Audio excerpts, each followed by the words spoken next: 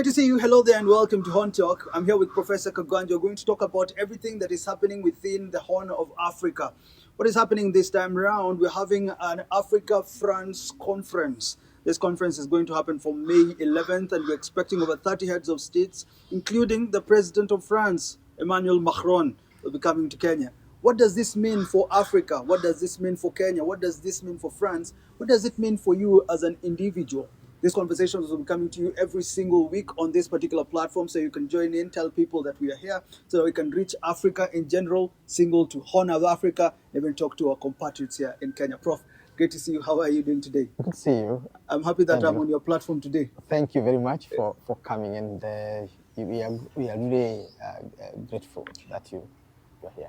Yes, what is happening today is the conversation about what is going to be happening this coming week. And the conversation is about, for the first time, the French are having their summit in an Anglophone country.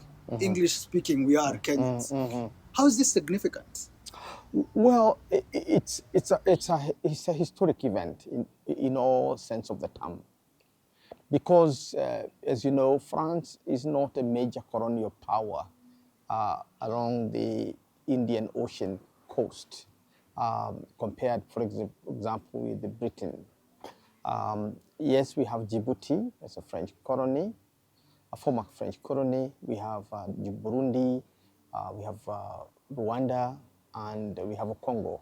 But if you recall, Congo, Burundi, and Rwanda were actually Belgian colonies, and not generically French colonies. So in a sense, this is a history-making event, and that's why it is raising a lot of attention and eyebrows, if one must put it that way.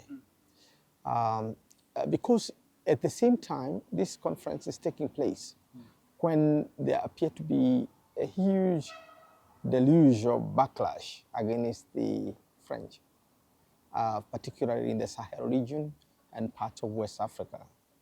And for the French to decide to host the summit in Kenya, the big question is whether this is a strategic move or what is really behind this. And I think that's what we'll be talking about.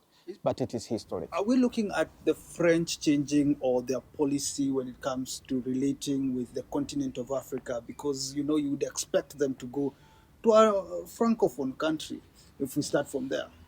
But I think France is not the only country that is doing this. You remember, Britain had these colonies in Africa, which now coalesce around the Commonwealth. And we have a number of Commonwealth countries that were not originally British colonies, and some of which have been very active. Take, for example, Mozambique is in the Commonwealth, and most significantly, Rwanda, which was a French colony, if we wish. And the Rwanda is at one point actually has been very, very active in British policy, including hosting their proposed refugee relocations from UK to Rwanda. I think it has hosted quite a number of Commonwealth events, meaning France is not necessarily blazing the trail, because they must have watched as Rwanda hosted the British events, and therefore for them it is not new. Remember also, they are hosting it within the larger East African community, because Rwanda is in the community and Kenya is in the community, and therefore there's something about the East African community which seems to be attractive to both Britain and France as part of a shared kind of space. But again, for the French, who have been known to have a tighter grip over their former colonies than Britain, this is a giant leap. You said something interesting at the beginning: conflict or some tension between the French and some Sahel countries. And I'd want to understand, what does this mean for Nairobi hosting the French? Definitely, if 30 presidents make it to Nairobi as announced, and they participate actively, I think this is going to be a trailblazer, and I think it's not really going to come out badly on Kenya. President William Ruto would begin to look as a neutral, host who is not aligned either to the Commonwealth or to the Francophonie or the Lusophone, and he's going to carve a certain image for himself. Yeah. But again, you remember we are coming from a background where, in the context of the conflict in Eastern Congo, Kenya did not come out very cleanly in terms of how it is perceived by the rest of Africa. For a while, I think we were seen as a blue-eyed boy of the West, the only country on the continent which is a NATO, non-NATO ally, and which seems to have aligned more with the West, particularly under William Ruto, less under Uhuru Kenyatta, and even lesser under Mwai Kibaki. So in this regard, then, what is happening is that if this event becomes a success, it is going to remove the sting of a Western country. I mean, a country that is aligned to the West in contrast to aligning ourselves to the Pan-African agenda. Okay. But however you want to look at it, the radical wing of the Pan-African opinion is not going to be very kind to Kenya. But from a diplomatic perspective, I think it's going to be a great achievement for Kenya. What outcomes, though, do you think this summit is going to bring? Because we're expecting a Nairobi declaration, we're expecting some series of action-oriented deliverables, including some that will shape G7 conversations. What do you think are the outcomes that will come, and how important are these outcomes for the Horn of Africa? I think what I think is happening here is that France is realigning itself. It's not about that outcome document, because unlike meeting hosted by the African Union or IGAD or any other regional organization, or even the European Union Africa Summit, this is a very unique summit because it is French-centered, and by and large, Kenya as a host is also Kenya-centered. So I think the interests of the two countries are going to be an issue, and it is important to know whether what Kenya stands to gain and what France stands to gain in this at the end of the day. But let me start by telling the significance of this shift and why it is becoming necessary. France is not a newcomer to Kenya. Over the last 2 decades, France has become one of the major actors on the Kenyan economic space. And I remember I was talking to one of the French diplomats about 11 or so years ago, and he was telling me about how 20 French, major companies had invested in Kenya, which was very, insignificant compared to British investment, Chinese investment, Japanese investment, and others, and even American investments here. But he was talking very optimistically about the future of that. And he was telling me that the French are now looking to Kenya, and the reason is that we have this huge human resource, human capital, where French companies don't need to move their entire team to Africa. They just need to get a manager, and the Kenyans will do the job. Yeah. So, fast forward to 2026, France has 140 major companies operating here on the Kenyan soil. 140. And that basically puts it as one of the top investors in the country. You can imagine the number of people they've employed. Yes, and they have invested in multiple areas, from what you can call hospitality industry. Their hotels, Novotel and Sovitel, they are all coming here in a huge way. Their supermarkets, Carrefour and so on, their brands, the French brands are here. And I hope you have gone to the what you call the kitchen tools, blenders and all, and even iron boxes. Look at what we are getting into the Kenyan market. Most of them are French and so on. So France is now a major actor in the Kenyan economy. But also important is that Kenya is basically a lily pond for a lily pad for French investment outside Kenya. For example, in Rwanda, in Burundi, in Congo, and Central African Republic, and so on. So it's not a surprise that Kenya at one point under Uhuru Kenyatta was essentially playing the role of a mediator in the Central Africa conflict.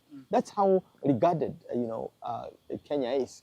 Remember, of course, there is the road that the French were supposed to build from Nairobi to Mau Summit, which later on was tendered to the Chinese, but which essentially signified that France is beginning to have even infrastructural interest in the country.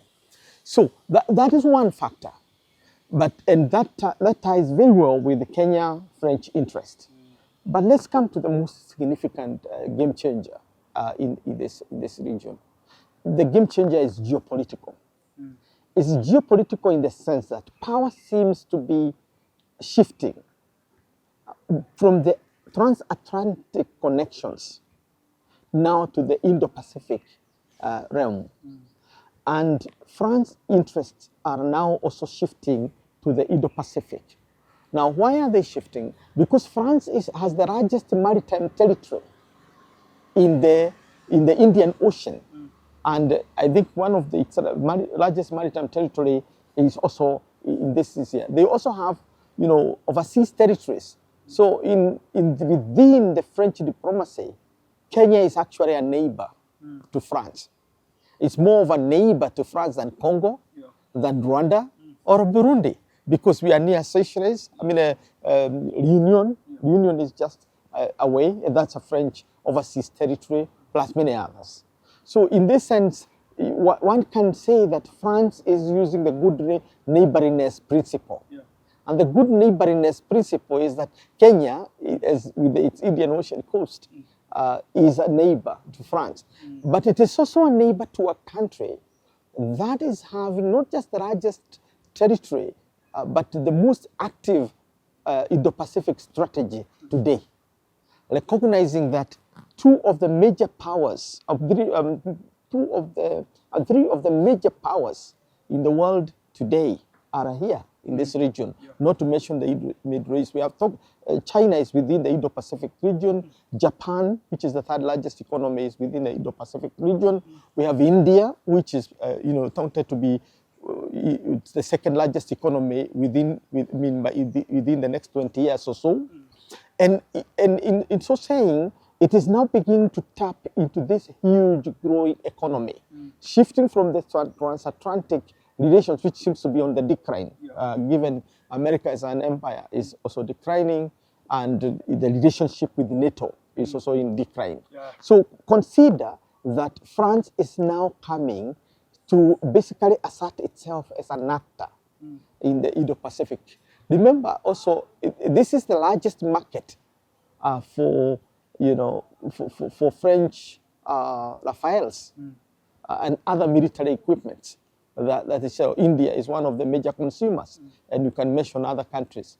So this is the situation you find today, that France is now asserting itself as a member of the Indo-Pacific community. But what does this bring out? Because there's this conversation we've mentioned about NATO, that America thinking about realigning its relationships with Kenya, over looking into this relationship we have with Kenya. Then there is China, and then there is the Middle East, which is also there, and now we have French in. What does this mean about our foreign policy? Are we a country that nobody can trust us, or in a sense nobody can know where our allegiance is when it comes to dealing with these superpowers? I think we are shifting to what you call a multipolar world order. And in a multipolar world order, it is not about who you are aligned to. The countries that are likely to succeed most are those that are centered on their national interests as their true north in regard to their foreign policies. The problem I have had with Kenya's foreign policy is that we are not really geared towards our national interests as such, but have become increasingly transactional than basically crusading for our national interests. Now, if we go back, we go to our national interest and focus on them, then we have no permanent enemies or permanent friends. We only have permanent interests, and that means we can transact with anybody without any ideological strings attached. Okay. Obviously, the rest of Africa expect us to be a lead nation in Pan-Africanism. For sure. And we have done that since 1945, when President Jomo Kenyatta and Haile Selassie and Kwame Nkrumah, co-hosted the Manchester, conference, which defined who we are as post-colonial Africa. And we have continued to play our role in the African Union, particularly its Peace and Security Council. Last year, I think we competed for the leadership of the African Union. We didn't make it, but we showed our interest.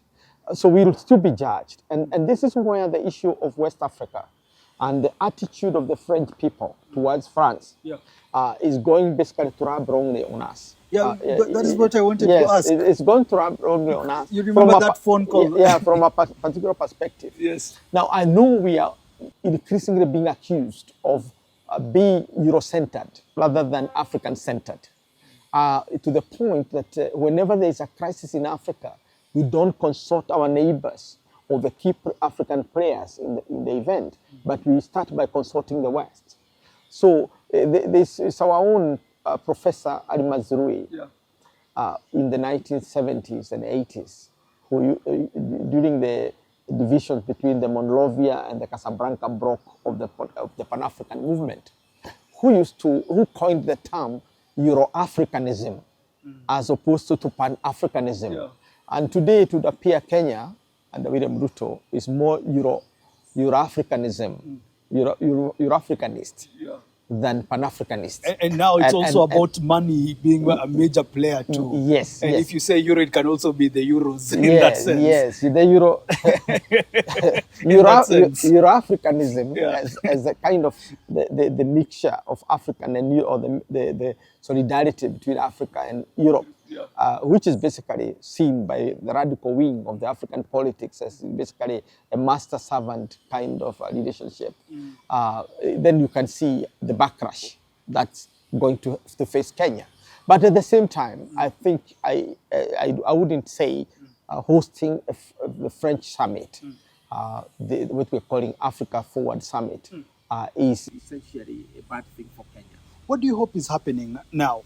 Now that we know about the political, diplomatic issues that are arising, and I'm sure most people in the Horn of Africa are thinking, or even in Africa, why is Kenya hosting?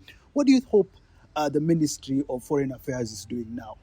Well, I think they have taken the road and they are committed to the idea of basically diversifying the Kenya's foreign policy, which is not a bad idea if we stick to our national interests rather than being transactional, which means putting money forward than the values that underpin our foreign policy. That's where possibly I would differ. But I think it's a very brilliant thought to diversify Kenya's foreign policy, and also to look for many partners for different aspects of Kenya's interests. Take, for example, we have a powerful, robust relationship with the United States on security matters, countering terrorism and doing all manner of activities that enable us to secure the region. And we do have an American base in Kenya. So to that extent, we are a non-NATO ally justifiably. We've worked together with the United States in Haiti, and many other partnerships that have emerged within the docket of security. We have not done very well in terms of other projects, except in the area of health, where we've robust projects on health. Look at it the other way around. The rival to the United States are the Chinese, and the Chinese are basically our leading partner in development, particularly the development of the infrastructure. They are now busy building the railway to Maraba, the road to Mau Summit and beyond, roads to Duberi and other places. the Navy Bridge, and so on. So the China is now one of the major investors with very many companies. I think there are 110 companies in Kenya or in Africa generally, and many of them have either branches here or something is happening here in Kenya. At the same time now, we are hosting, Africa French Summit, Yes. Meaning we're still, a major partner to the French. Yeah. We are also a major player in the Commonwealth. We are considered one of the 5 pivotal states of the Commonwealth in Africa. You remember King Charles. This was the first place he visited. Yes. I think I'm happy with that kind of a foreign policy, Yeah. rather than an isolationist foreign policy that targets certain people. And you are aligned, And you are aligned allegiance. like you're kind of safeguarding a marriage certificate. Yes. No. The foreign policy is not a marriage. So it's about your national interest. It's about your national interest. The only problem I would have if we don't focus on our national interest and we focus on transaction, because transactions are going to burn us badly. But sticking to our national interest as the true north of our foreign policy will mean that we can work with China, we can work with Japan, we can work with America, we'll work with France, our European Union, and we'll work with everybody. And we will still be authentically Pan-African. Final message to those watching us, with regards to this summit. There is security issues in Somalia. There is the debt issue in almost every part of Africa. You look at the war that is happening in Congo. You look at what is happening in Sudan.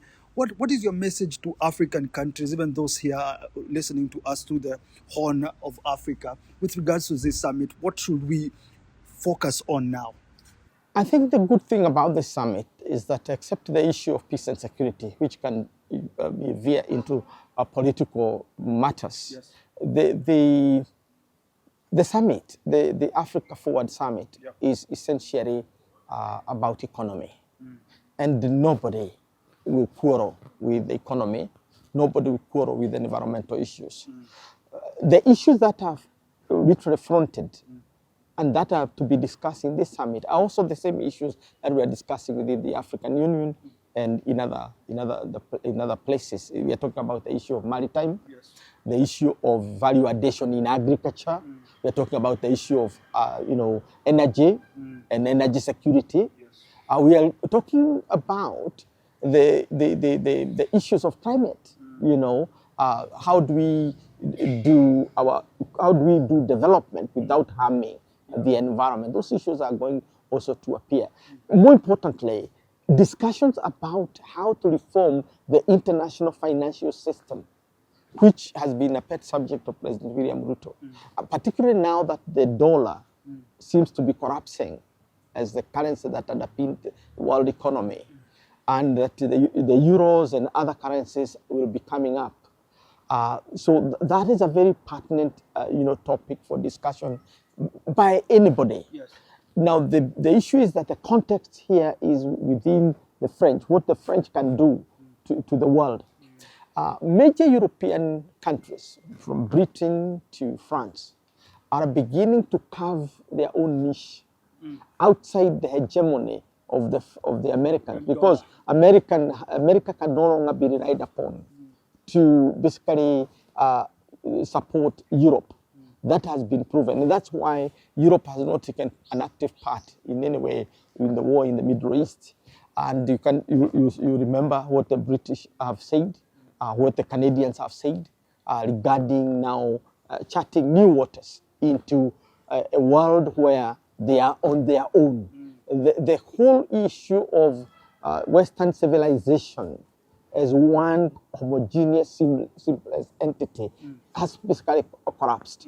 And therefore, I would see the Kenya summit, hosted by France and Kenya, the Africa Forward Summit, as part of charting new waters for the French outside the European Union, because they would also have, waited and hosted, within the framework of the European Union.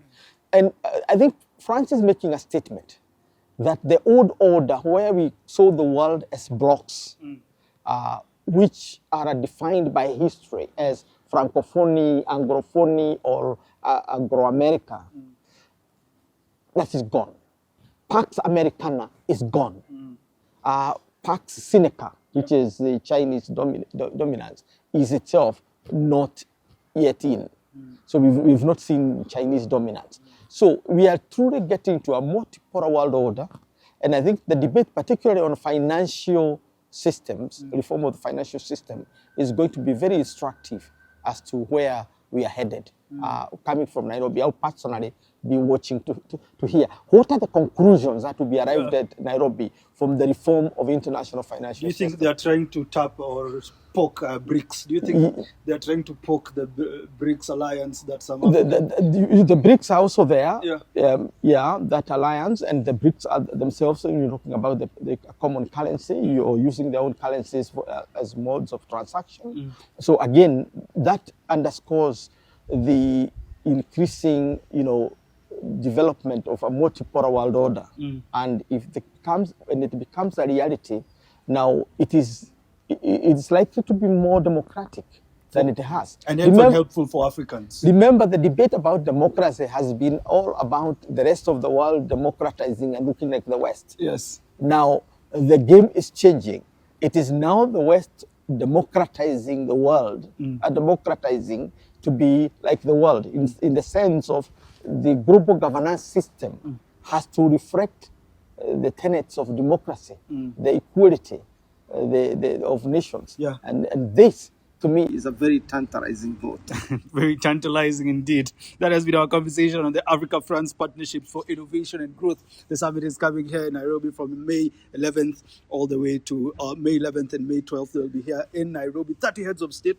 We're going to look at the declaration, then come back, talk about it. What is the impact of French President Macron here with Ruto and other presidents in terms of developing or rechanging the financial system or the economic system of the world? Thanks for tuning in. Goodbye for now.